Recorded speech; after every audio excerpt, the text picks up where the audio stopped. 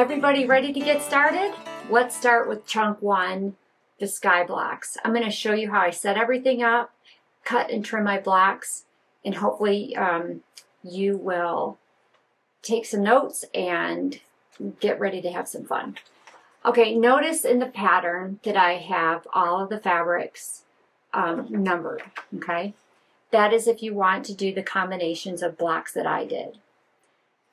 And if so, there's a reference here on the back to the combinations that I used for each star.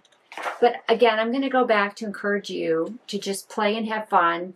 You should have plenty of fabric to make some creative opportunities. And just, you know, put fabrics together that you love together and it will be fine. So with that said, let me go through how I set up my machine for this type of stitching. Okay, to start my machine setup, I've dusted out my feed dogs. I'm going to place the single hole plate that really helps for stitching accuracy and when working with triangles.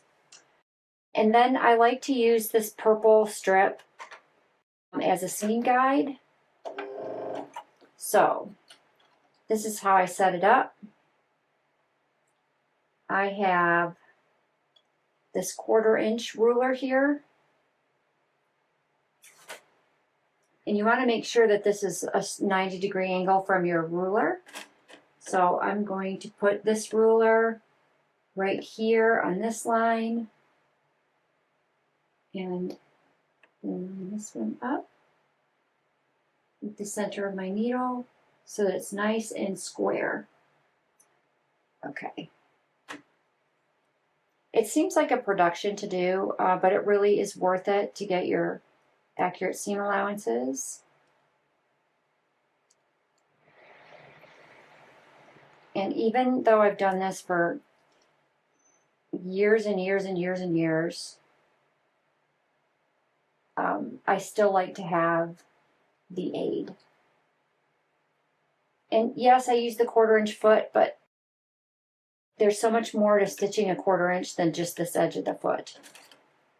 Okay. So now that that's set up,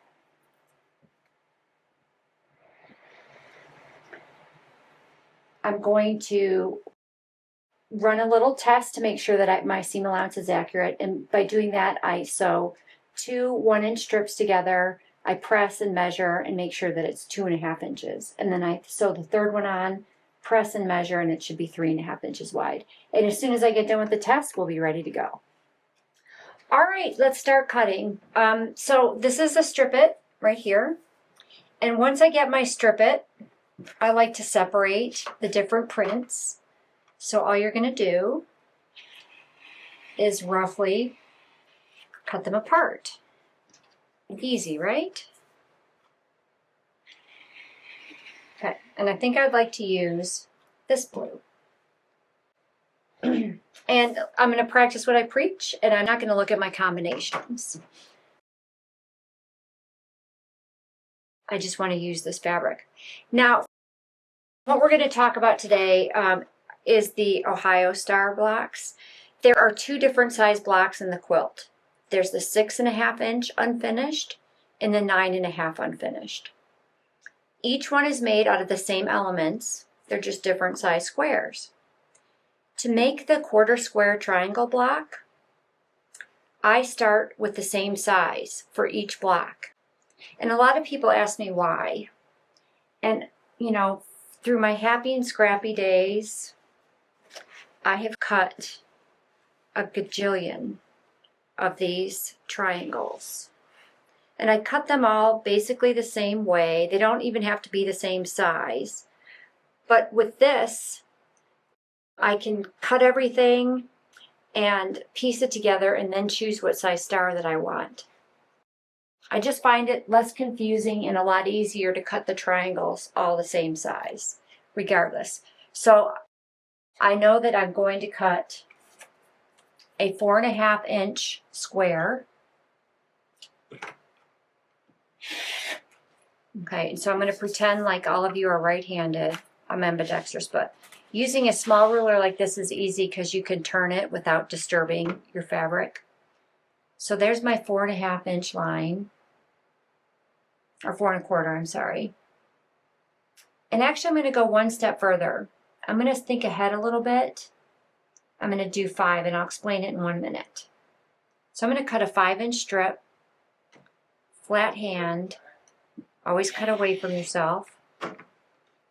Okay. And from this, I'm going to need 2 4 1/4 inch squares.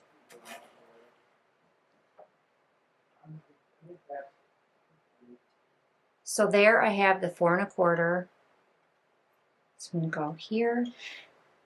Sorry, I'm going to make sure that we do this right-handed. Old habits die hard.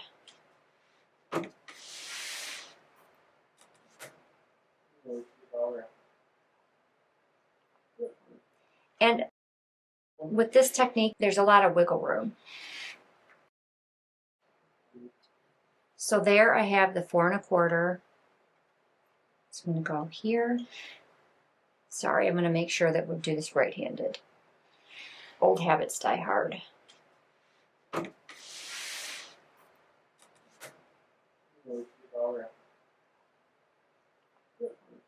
And with this technique, there's a lot of wiggle room, which is nice when you're piecing. 4 1/4.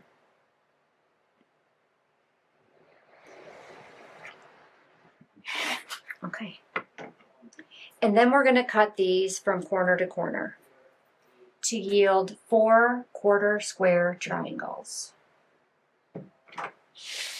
Yes, yes, yes, right-handed. See what I do for you guys? Okay, this way. Go this way. Now, the thing about this is it's really hard to get exactly from corner to corner.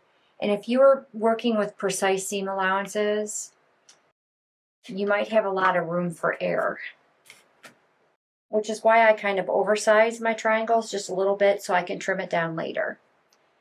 So here are my 1/4 square triangles, and by that meaning there's a square made out of 4 triangles, or a quarter, so 1/4 square triangles. Also keep in mind that this long edge is on the straight grain. This is on the bias, so this is going to be really stretchy until you sew it. So just be very careful with the pressing. You don't want to mutilate or stretch your block.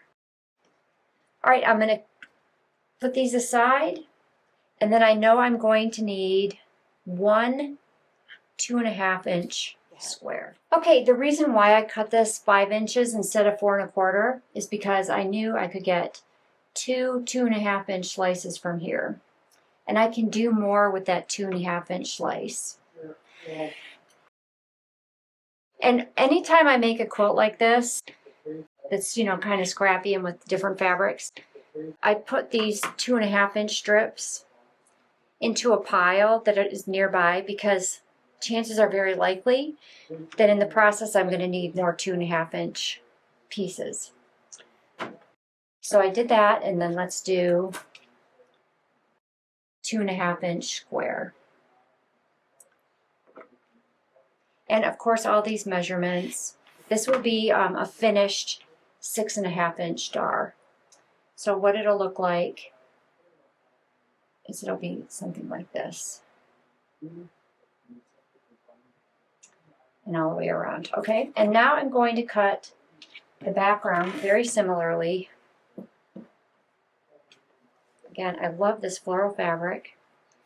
And use these prints strategically. They should be kind of distributed evenly throughout your quilt top. You don't want all the prints in one area, for example. I'm going to even that up.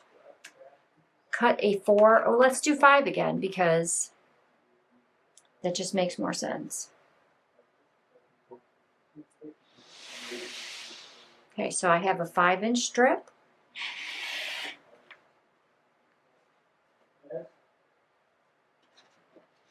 A lot of this is very organic. It just kind of happens. And then I'm going to need, and you can see I've already cut into that, I'm going to need 2 4¼ inch squares.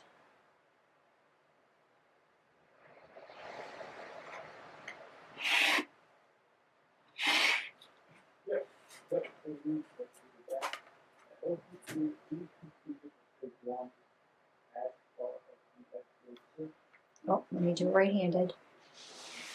In the future, maybe I should just do this by ambidextrous way and be done with it, right? Okay. And then again, we're going to cut corner to corner. This is one way to cut the triangles. This is the way I tell you to do it in the pattern because it does not require a special ruler. There's that. And then we need 4 2½ inch squares. So these are 5 inches. And now, by cutting this 2½, I will have saved, there's my 2½ inch strip. I know I'll need that later. And there's, clean this side up. And then 2½. Here's my 4 corners. Okay, so that's how I cut the pieces. One more tip when cutting your triangles. Not always do we have a 4¼ inch piece of fabric at our disposal. And let's say that all I had left was, say, this 2½ inch strip. You can still cut your triangles out. You just need a special ruler for that. And that is the 1/4 square triangle ruler. The 1/4 square triangle looks like a pyramid, and it's got this little notchy-do at the top. Mine has been used so much you can barely see the notchy-do. And this is a 2½ inch strip, so this would make my triangles bigger, but that's okay because I know I'm going to trim down the block.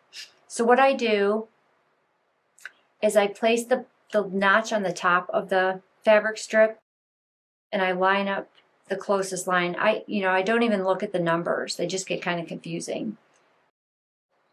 Place a flat hand down. And the thing about cutting triangles is you want to make sure you put the pressure on the tip so that the fabric doesn't wiggle. And then again, tip. And then I would just cut these out this way, keep rotating. That's one way you can get these kind of triangles without having to cut the square and then cut on the diagonal twice. It allows you to use more of your scraps.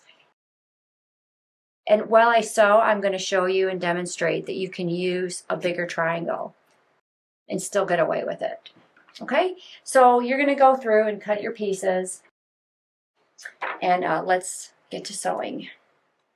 Okay, I'm ready to sew. I have my single hole plate in, which really helps with triangles so that your machine doesn't eat the triangle. I have my machine set at 2mm, which is just tight enough so that your stitches stay together. Here's my 1/4 square triangle block. Notice the 2 pieces I cut that were bigger, and then the blue, okay? And I'm just going to place one on top of the other like this. And I like to chain piece you're going to make sure that there are 2 right angles meet up. So make sure these are lined up. Now, having placed this purple thing precisely is going to help tremendously. And what it does, it ensures that you keep and you drive onto your piece straight on. If you were just relying on your foot, you might drive off at an angle, which makes your triangles less perfect. Okay, so with that, I'm just going to sew.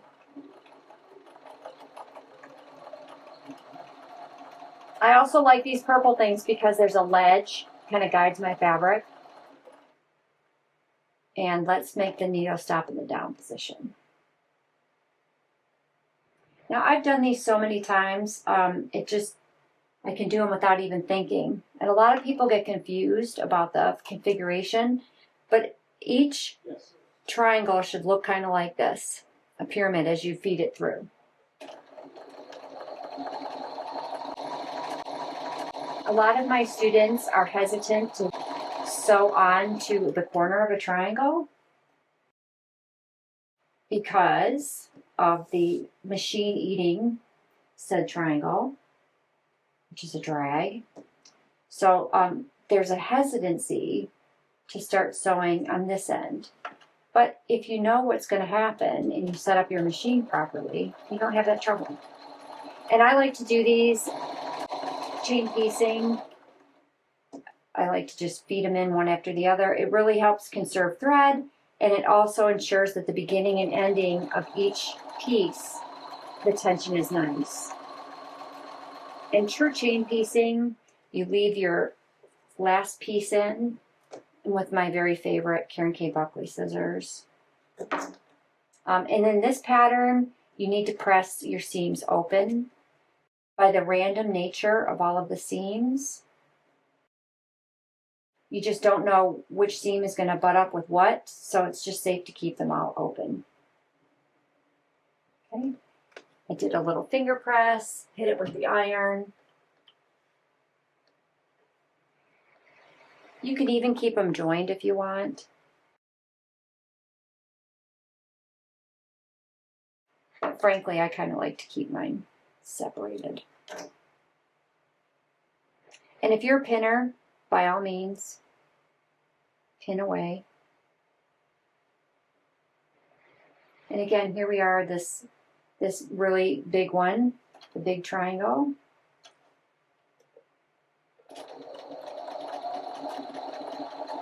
And then I'm just going to feed them through until I have all of my pieces together.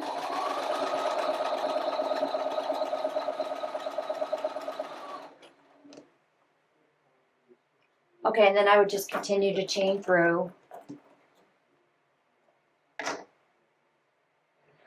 And then you have a shape like this. Okay, I'm going to finish making these components, and then I'll show you how to trim these blocks. All right, so I've got my kind of wonky little quarter square triangle piece there ready for trimming.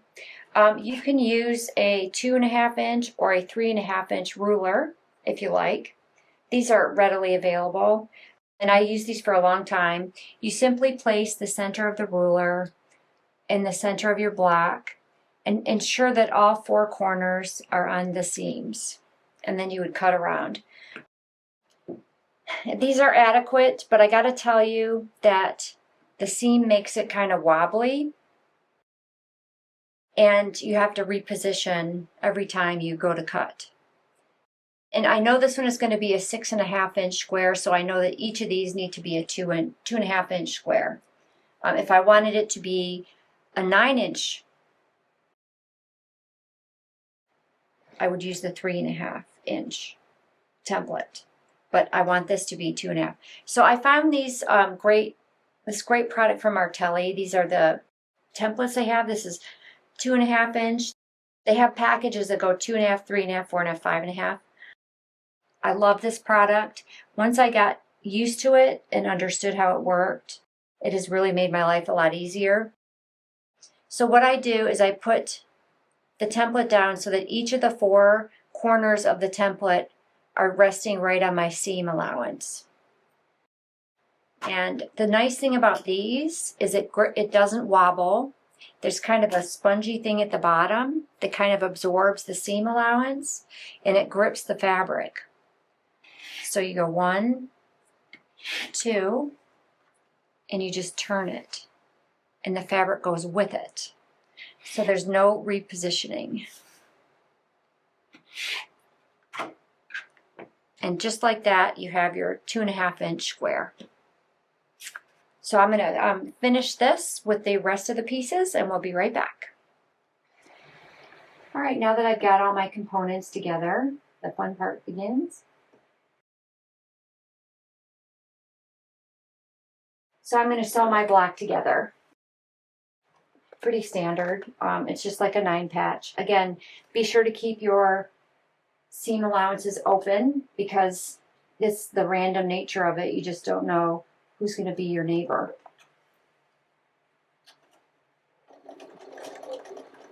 So anyway, I just chain piece these two. And when I made my original Kathleen story, I had all of this cut out and I had all of these little components piled up on my machine or next to my machine and put on a good book and just plowed right through. Okay, I'll get busy with this and we'll be right back. All right, here is our 6.5 inch unfinished star block. So I'm on my way. Actually, if you're new to this or if you just placed your little purple thing, it's always good to get some feedback on your piecing accuracy so you can measure this to make sure it's 6.5 inch square. And then the pattern tells you exactly how many you need to make. So make a total of 7 6.5 inch squares and 4 9.5 inch squares. So of your combinations, if you want to use the ones I did, here's the combinations of the fabrics I used. All right, and the other thing you need to make for this section is the churn dash block.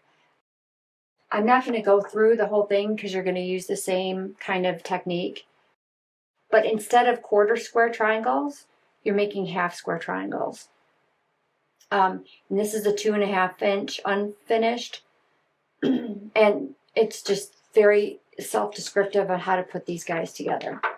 And you are going to make a total of 8 of these. And actually, I made a bunch extra because I guess I got a little carried away. But I like to have the opportunity to mix up my design. Okay, so that is the first month. Get your sky blocks done. All right, have a good February. I'll see you in March.